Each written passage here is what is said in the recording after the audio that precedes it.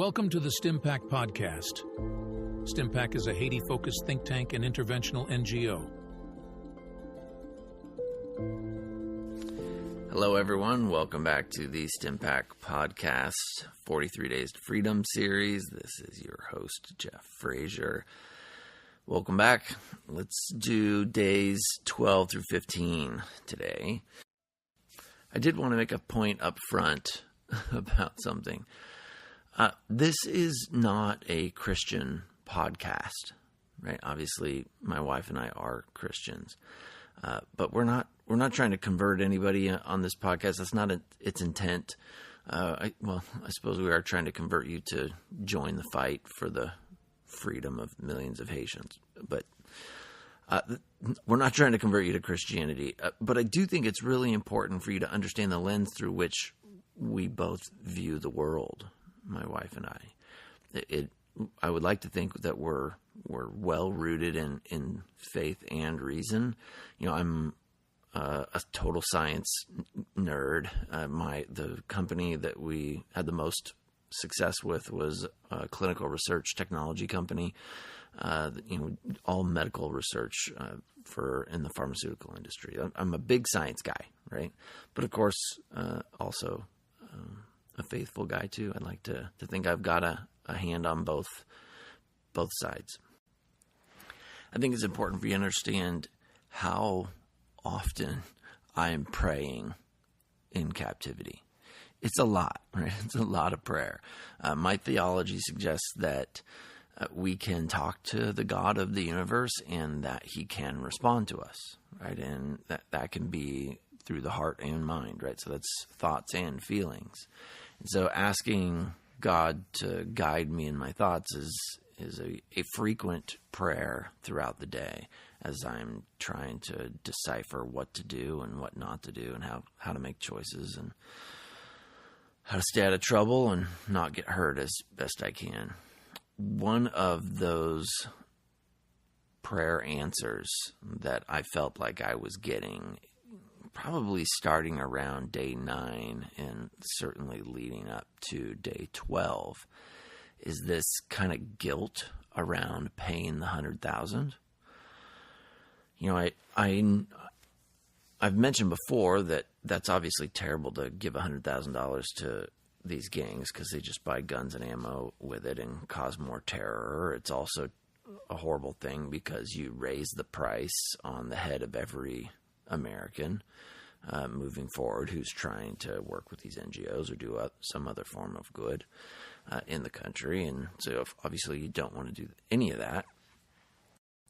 So I'm faced with confronting the option of paying large and fast or low and slow.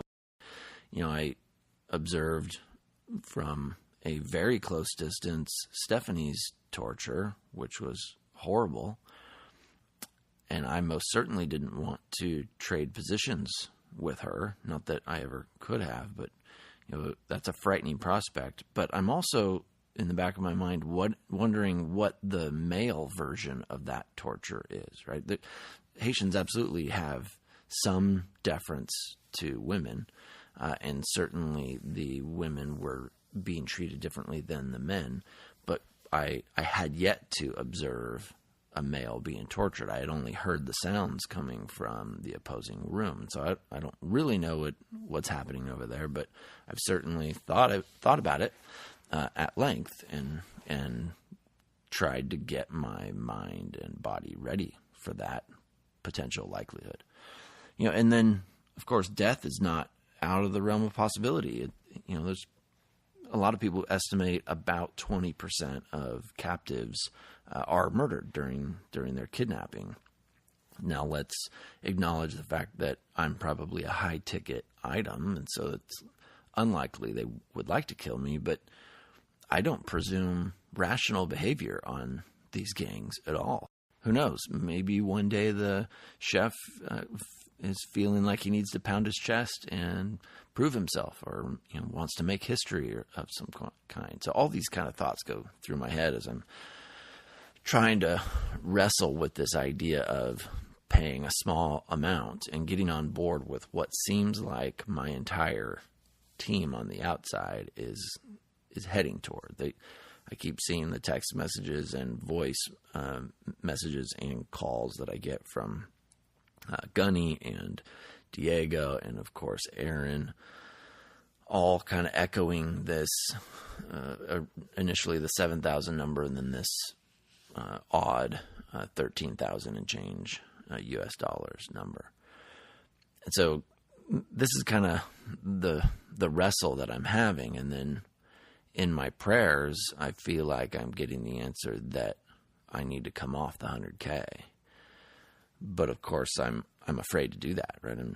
I'm deathly afraid to do that because I don't know what that means, right? What is the fallout from me getting on board with that?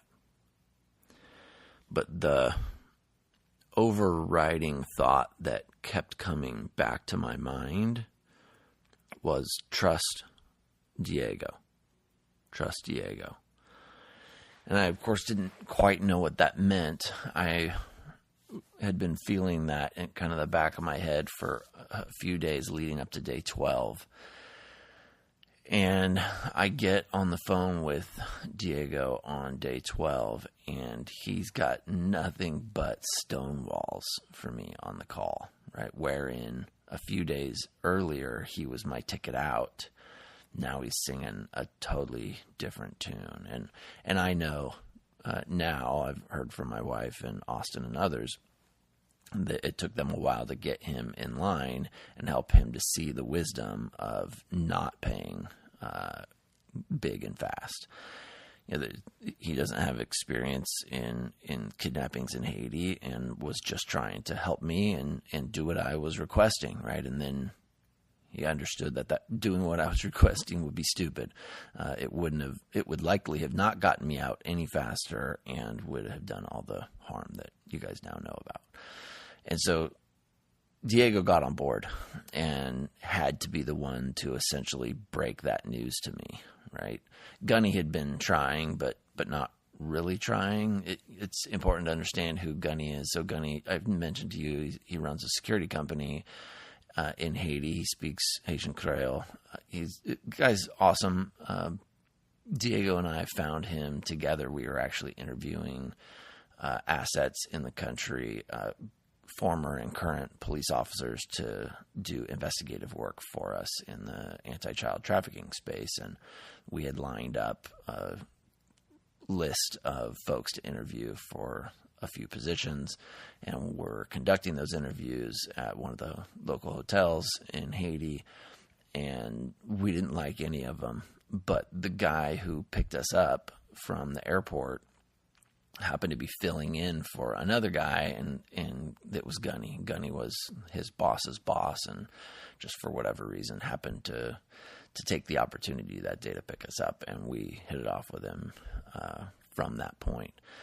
Great dude, very effective for us. The reason I give you all that background is he's always worked for me, right? I've been his paycheck, right? And so now there's this strange dynamic where I'm kind of bossing him around from inside Captivity.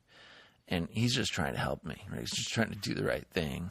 But I'm kind of barking orders at him over the phone, like, dude, why aren't you doing what I'm telling you to do, right? And he's just caught in the middle. And I just feel terrible for him. And now you've got Diego, who's on the phone with me on day 12, trying to break this news to me. And he's also being told that he can't speak freely with me, right, on the phone. And it's just killing him. I just listened to the audio 20 minutes ago on my computer. And it's heartbreaking because you can just hear in Diego's voice, he just wants to help me and recognizes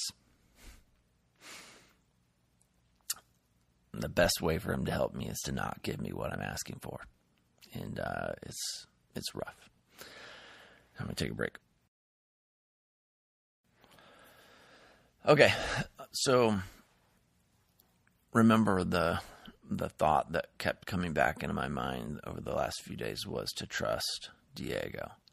And so when he essentially hardballs that $13,000 number or $10,000. I forget what he said of the phone. But the small number, like, hey, this is all we got, and there's no other way to get more.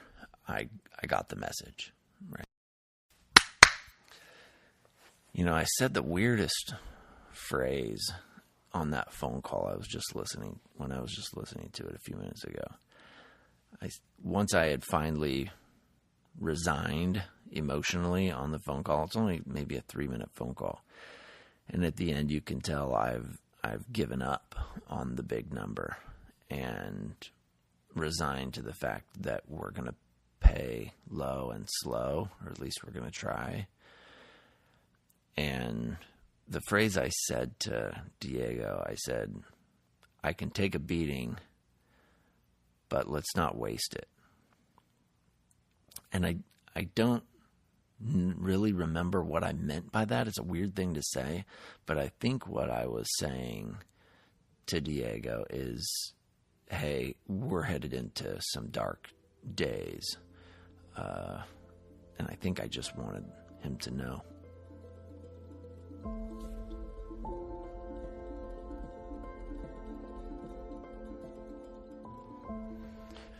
Okay, so let's move on to day 14.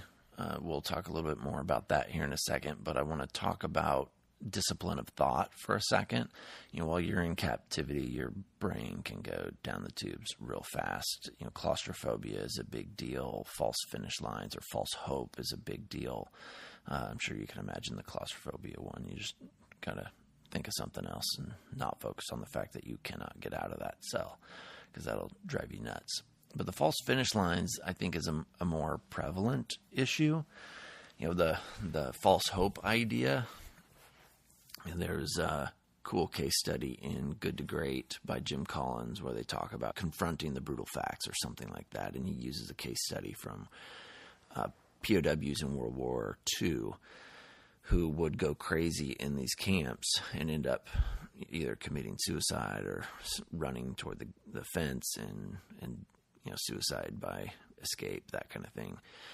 And a lot of their explanations around why those guys would go nuts in captivity, I'm sure there's lots of reasons, but one of them was this idea that they kept putting these false finish lines out there, or false hope, meaning, hey, we will for sure get out of this prison by fall, right? And then fall comes around and they're not out. Okay, well, we're definitely going to be out by Christmas, right? And then Christmas comes and goes and they're still not out. And that repeated false finish line just messes with your brain, right? It reminds me of being in the military. They would do these events where you'd have to road march. That's like hiking with military equipment on. They call it road march for some reason. For a long distance, right? And you're supposed to go as fast as you can, and they don't tell you what the distance is, right? They say, don't make any significant left or right turns. Go as fast as you can, and don't be late, don't be light, and don't be last, right? Light is, there's a weight requirement. And they weigh your equipment when you get back. But anyway, you're supposed to go as hard as you can, and oftentimes it looks like there's a finish line on the horizon, and you get to what you think is the finish line, and it's not. You got to keep going. You might only be halfway through that race. And gosh, that just messes with your head big time. I'm sure there are other emotional impacts to those false finish lines that are above my understanding. I do know that if you can, rather than picking a date out on the calendar and deciding that for sure you're going to be out by that date and then focusing on that, and then that date comes and goes and you have to experience the emotional devastation of that date coming and going, rather than doing that to yourself, if you can instead ask yourself, what can I do to make this moment a little more peaceful, a little more survivable, a little more pleasant? How can I find meaning in this moment of suffering? How can I make this moment a little less suffering and a little more pleasurable? If you can ask yourself that question and come up with something clever to make that moment a little bit more pleasant, you're going to be in a much better place. And we were. And so, we would do things like tell stories about each other's children or spouses. And we all knew about how each other's spouses had met, how their little romance story, their meet cutes, right? We knew everyone's children's names. I've forgotten a bunch of them, but Stephanie never forgets any of them. It was pretty funny when Mary surprised me by inviting Stephanie to Florida to visit us. That we all hung out for about a weekend.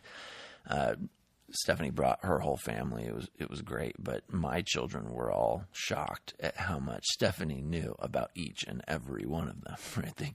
We had a lot of time to try to distract our minds, and so all of those story times were in an effort to be disciplined about our thinking in order to not go nuts, or at least try to.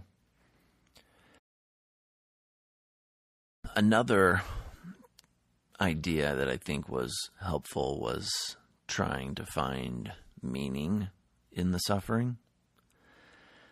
I mentioned I'm a Latter-day Saint, and our church's founder, Joseph Smith, back in the 1830s, had quite a few rough days. One of those particularly rough days was in Liberty Jail.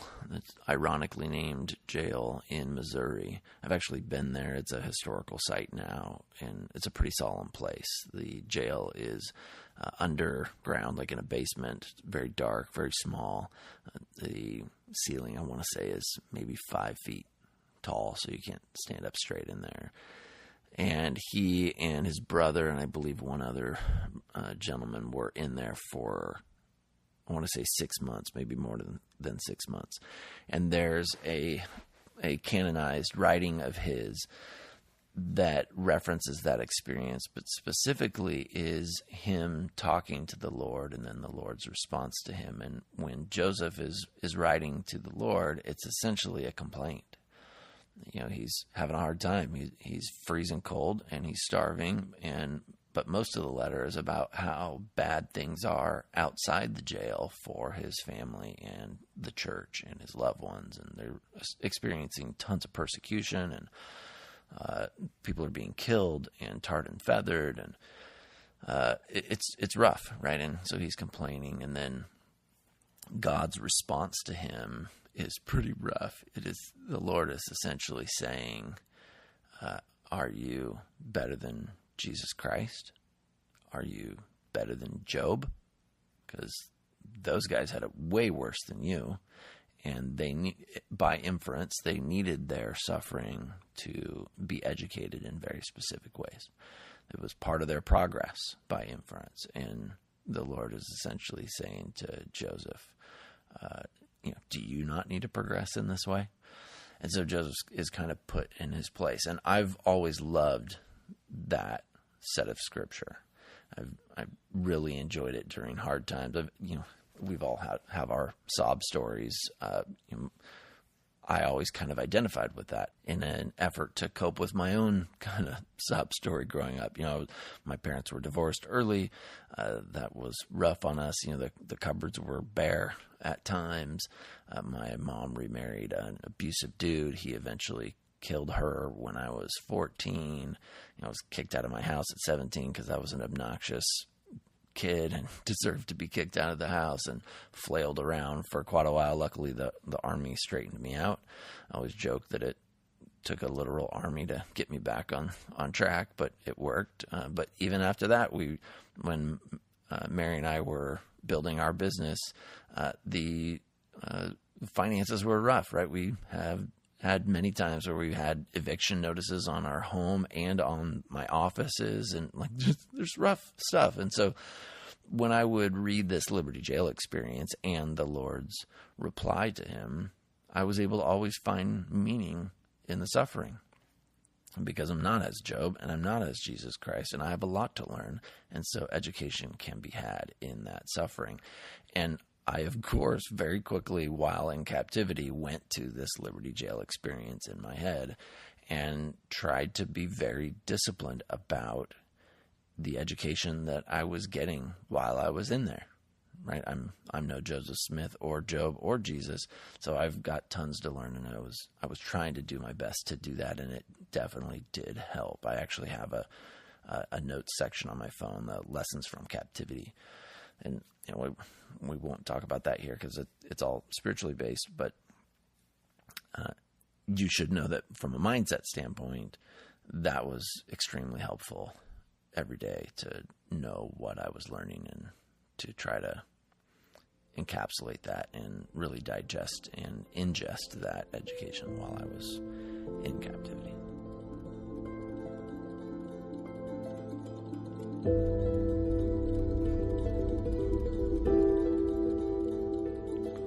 Okay, so day 14 is all about escape talk. So you may recall the last tactic was that I needed to figure out a way to spread those bars on the windows so that I could fit my head and chest through the bars.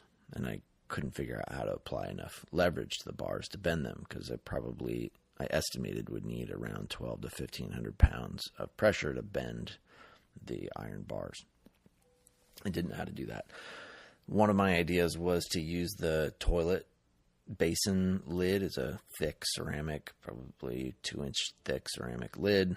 And I thought maybe I could stick that through and then twist it and kind of pry open the bars that way. But I wasn't able to express nearly enough leverage to twist those. And figured that even if I could express enough leverage, that it would just break the ceramic and the iron bars would win. So that wouldn't work. So I shifted to trying to think of a way that I could use some sort of rope or wire or something to pull the bars closed and by implication, open. So if you close one hole, then you can open another, right? So if you're pulling any bars together, you're also pulling two other bars apart. So thinking through something around that kind of mechanism. There's in the Army and in Boy Scouts, actually, you learn how to make a tourniquet, which is essentially, you're trying to stop extreme bleeding by wrapping cloth or a rope or anything around your leg, for example. So imagine if your foot gets chopped off, we got to stop the bleeding. You wrap a rope or a t-shirt or whatever around the leg and tie it. Well, it's not very tight, but if you want that sucker to get really tight, you put a stick through or underneath that shirt or underneath that rope and parallel to the bone, and then you twist that stick, hyper tightening your rope or t-shirt, whatever your tourniquet was, around. And so that same kind of logic was in the back of my head if I could, but I didn't have any rope or cables or anything like that. So I'm trying to think of something I can use that would be like a rope. And so I'm dinking around, and I found in this closet right by the main door where the kidnappers come in and out of is like a circuit breaker closet, like an old circuit breaker closet that's partially in use now, because it seems like maybe one or two of the circuits are being used, but the rest is all just extra wire. And so I tried to see if there was any length of wire in there that might make sense, and I was able to pull a couple of those wires off, but as you can imagine, copper wire is not nearly strong enough to do what I just described, and so that wasn't working. So I was laying on my mattress looking up at the ceiling, and there's a ceiling fan up there, a broken ceiling fan with no blades. But I was imagining the metal or the motor on the inside that would have had significant lengths of copper wire inside wound around the motor. I was thinking, well, that could be possible, but again, copper is just too thin. But that idea of using many lengths of something to gain tensile strength is kind of got my brain going and looking at our mattresses to see if there was something that could be used, because there's a ton of nylon used to make a mattress. And I noticed that there was a ribbing, like a piping around the outside of each of the mattresses. Most mattresses these days are double-sided, and so both sides, so each mattress had two piping kind of lengths on the mattress. And so that got me thinking. And so I used a little piece of aluminum trash that we had to cut some of the piping off of one of the mattresses, and thought that I would try that. And I got maybe a 5-foot length of it, and I wanted to measure its tensile strength. And so I pulled on it with my arms as hard as I could, and unfortunately it ripped. And so that was discouraging, because it wouldn't be nearly strong enough to express that 1,200 pounds, 12 to 1,500 pounds that I think that I need. So I was tempted to give up, but then I realized one of the mattresses was actually significantly newer and in better shape than the other mattresses. So I went to that one and began cutting off a length of it to test its strength. And once I did that and then tested it, I couldn't rip it, and estimated it was probably a good 200 or 300 pounds that I was able to express, and it didn't rip. And so I spent the rest of the day slowly and clandestinely cutting that ribbing off of the mattress and making rope out of it. I asked Stephanie to keep an eye out for me. I went into the bathroom. I closed the door. I removed the aluminum clips from the glass louvers on the window. I removed the glass louvers from 4 or 5 of the sections, enough to give me space to work. I put those on the windowsill. Thought about how I could quickly put those back on if needed, if I heard any commotion.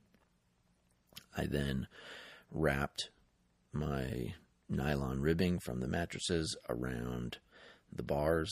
I remember I estimated each length of nylon to hold maybe 200, 250 pounds of tensile strength. So I had several lengths around the bars, which should be plenty. Should be maybe even 2,500 pounds of tensile strength on the bars potentially. And then I used the curtain rod, the iron curtain rod. It was maybe a 1/4 inch thick curtain rod. It was probably 24 inches in length. I bent it in half in kind of like a ribbon, like a Susan G. Komen ribbon shape, if that makes sense. So they kind of cross in the middle, and then stuck both of those ends through the nylon ribbing that were wrapped around the bars, and began to spin it clockwise. So just to make sure you have the mental image, the bars run horizontal. My nylon ribbing goes around those vertically, right? Around and around and around. And then my bar, my twisting bar, my tourniquet bar, then goes through the middle of those ropes. And then I am able to spin that counterclockwise. I guess you can go either way, but I'm pretty sure I went counterclockwise. And that gathers all of those nylon ribs and shortens them, which essentially expresses upward and downward force on 2 bars. It's essentially pulling them together. And I start to twist them, and it's moving a little bit. I'm worried that it's moving, and as soon as I release this tourniquet, that they're just going to return to their original shape. So I start cranking my tourniquet, and it is pulling it down. The nylon ribbing is about to start ripping. I can hear it kind of fraying a little bit, and I also am hearing the guards kind of rustling. I can hear their voices coming closer. You don't know if they're coming in the room or not, but the fact that they're even in earshot is concerning. But I'm really determined to get the answer to this experiment. So I give it another couple of turns. I hear the nylon ripping further, and then I I back out, right? And I untwist the ribbing and untwist the tourniquet and pull the ribbing off, and I look at the bars, and I've bent them probably at 1/4 inch on both bars. And from that point forward, I knew how to get out. I knew that I could just do that over and over again until I had enough space. I estimated I needed about 10 to 12 inches of gap, and I was confident that I could get that with repeatedly doing what I had just done. So from that moment on, I always knew I could get out, and I cannot overstate the value emotionally of knowing that you can get out. It's the antidote to that claustrophobia issue. And I let Stephanie know that I now knew how to get out, and I could bend the bars, and really enjoyed the peace of knowing that I could get out.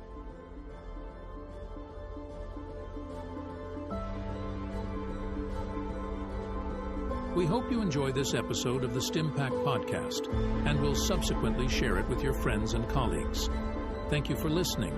This podcast has been brought to you by Stimpack Inc., copyright 2024. All rights reserved.